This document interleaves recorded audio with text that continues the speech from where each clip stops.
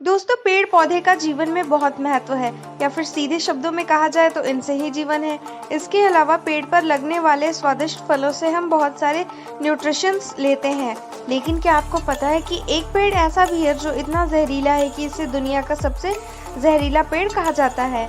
इस पेड़ का नाम है मैंशिनील। यह पेड़ फ्लोरिडा और कैरिबियन सागर के बीच तटों पर पाया जाता है।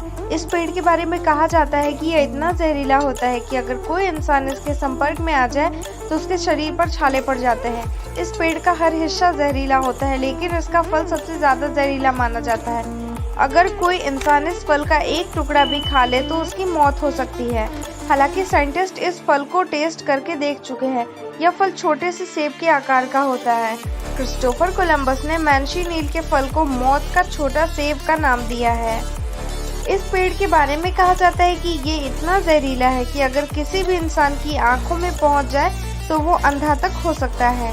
जब अचानक बारिश आ जाए तो हम किसी भी पेड़ के नीचे खड़े हो जाते हैं, लेकिन मैंशिनील पेड़ के नीचे खड़े होने से भी इंसानों को नुकसान पहुंच सकता है।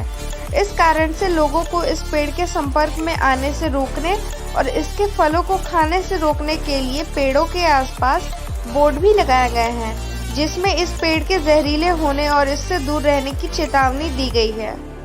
निकोला एच स्ट्रिकलैंड नाम के एक वैज्ञानिक के अनुसार एक बार वे और उनके कुछ दोस्तों ने टोबैगो के कैरिबियन आइलैंड के बीच पर थे। वहां उन्होंने इस फल को खा लिया था।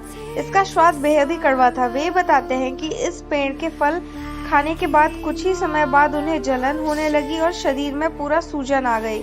हालांकि तुरंत ही इलाज मिल जाने की वजह से उनकी हालत ठीक हो गई। कहा जाता है कि मैंशिनील के पेड़ की ऊंचाई लगभग 50 फीट तक होती है। इसकी पत्तियां चमकदार और आकार में अंडाकार होती हैं। वैसे तो यह पूरा पेड़ ही जहरीला माना जाता है, लेकिन इसका फल सबसे ज्यादा जहरीला होता है। हालांकि यह जहरीला भले ही हो, लेकिन स्थानीय पारतंत्र में इस पेड़ की अहम भूमिका है। यह पेड़ कैरिबियाई सागर के तटों पर पाया जाता है और मिट्टी के कटाव को रोकने में सहायक होता है।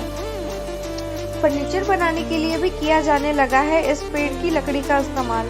इसका उपयोग कैरिबियाई कारपेंटर इस पेड़ की लकड़ियों का इस्तेमाल फर्नीचर बनाने के लिए भी करने लगे हैं, लेकिन इसे काटते समय बेहद ही सावधानी बरतनी पड़ती है और फर्नीचर बनाने से पहले इसकी लकड़ियों को लंबे समय तक धूप में सुखाया जाता है ताकि इसके अंदर का जहरीला रस समाप्त हो जाए।